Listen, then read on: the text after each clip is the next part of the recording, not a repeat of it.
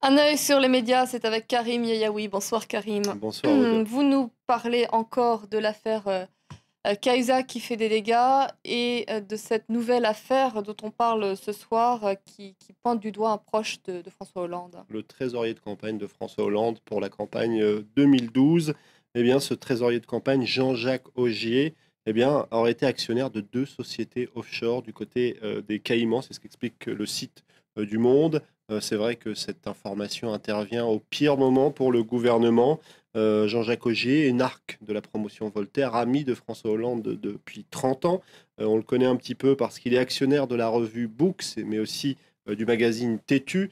Ce qui fera dire à Christine Boutin sur son compte Twitter: tout s'explique, le trésorier de François Hollande, qui aurait des comptes aux îles Caïmans, est aussi directeur du magazine Tétu. Évidemment, il n'y a aucun rapport. Beaucoup sur Twitter se demandaient si les gaz lacrymogènes n'avaient pas un peu atteint les capacités intellectuelles de Christine Boutin. En tout cas, pour en revenir à cette affaire, François Hollande était bien obligé de réagir. Il l'a fait lors de son déplacement au Maroc, en expliquant qu'il n'était pas du tout au courant des activités de cet homme qu'il connaît très bien. Par contre, la question du remaniement, il l'a soigneusement esquivée. Comment est-ce que cette nouvelle affaire est remontée à la surface? Est-ce que vous pourriez nous réexpliquer ce cheminement? Alors, je vais vous expliquer, sinon vous pouvez aller faire un tour sur le site du Huffington Post qui explique ça très bien. Ce jeudi, des millions de transactions financières dans les paradis fiscaux ont été dévoilées par la presse.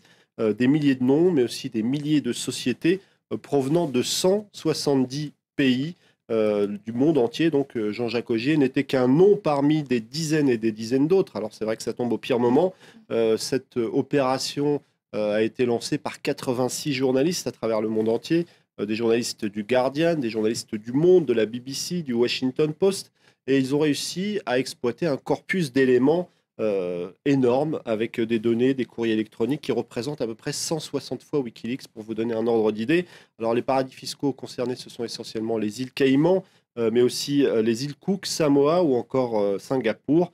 Les experts cités par le Guardian expliquent que cet argent qui échappe au fisc dans ces paradis fiscaux, c'est l'équivalent du produit intérieur brut du Japon, plus celui des États-Unis. Le site du Monde nous apprend qu'environ 130 Français sont concernés par ces données qui ont été publiées aujourd'hui. On revient sur l'affaire Cahuzac. Donc, François Hollande et son Premier ministre Jean-Marc Ayrault se sont exprimés dès les aveux de leur ancien ministre du Budget, un ton sévère qui est repris encore aujourd'hui à nouveau dans d'autres Alors, commentaires. oui, oui, c'est exactement ce qu'essaye de faire perdurer Jean-Marc Ayrault sur son compte Twitter, ou plutôt sur le compte Twitter de Matignon. On apprend que le Premier ministre a écrit à Jérôme Cahuzac pour lui demander de renoncer à ses indemnités d'anciens membres du gouvernement. Ce n'est pas forcément énorme, mais c'est symbolique. Le Monde explique que depuis 1958, les anciens ministres, les anciens membres du gouvernement ont le droit de toucher pendant 6 mois leur rémunération de ministre, ce qui représente 9 940 euros par mois pour Jérôme Cahuzac. Alors, dans cette lettre, Jean-Marc Ayrault souligne qu'il y a tout à fait le droit, Jérôme Cahuzac, au niveau de la loi, juridiquement, mais qu'il attend, étant donné les circonstances, qu'il fasse une croix sur ses indemnités, ce qu'il fera sans doute. Il est apparemment dans un état psychologique assez difficile, c'est ce que rapportent certains témoignages repris sur le site de Sud-Ouest. Jérôme Cahuzac, son entourage évoque un homme brisé et une attitude suicidaire. Les conséquences de cette affaire vont assez loin. Elles touchent même des inspecteurs du fisc. Alors c'est ce que explique le site de Marianne. L'affaire Cahuzac met les agents du fisc au supplice.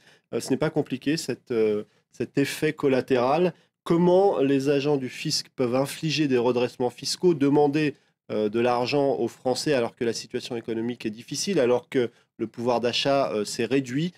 Comment leur demander de régler des sommes qui sont difficiles à régler étant donné le contexte, alors qu'on a appris que le ministre du Budget a été un fraudeur?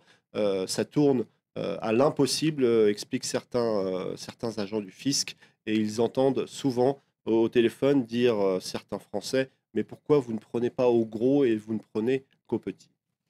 Et certains ne perdent pas leur sens de l'humour. Alors, on ne perd pas son sens de l'humour du côté du magazine SoFoot.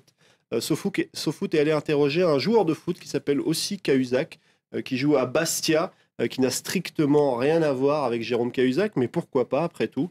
Ce n'est pas une raison pour ne pas lui demander son avis. Le joueur explique que de toute façon, il n'y avait pas deux Cahuzac en France, et puis en plus, il salissait notre nom, dit-il, et puis il l'imagine même en joueur de football, il le décrit ainsi: ce serait un bon attaquant, mais je sens qu'il simulerait beaucoup, qu'il tomberait et qu'il tricherait pas mal.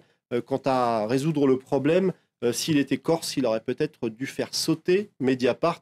Et puis on se quitte, je vais essayer de vous montrer cette dernière photo qu'on partageait sur les réseaux sociaux. Ce n'est pas celle-là, mais plutôt, je vais essayer d'y arriver. La voici, elle arrive. C'est Edoui Plenel qu'on a transformé en Magnum parce que les ventes de Mediapart, plutôt les abonnements à Mediapart explosent. C'est vrai qu'il y a une petite ressemblance, mais je ne crois pas que Edoui Plenel soit fan de Ferrari. Tom Sellers, hein, c'est ça? Tom Voilà. Selleck, Selleck, Magnum, pour voilà. les amateurs de vieilles Qui est séries l'acteur américaines. principal. Merci beaucoup, Karim, pour votre chronique ce soir.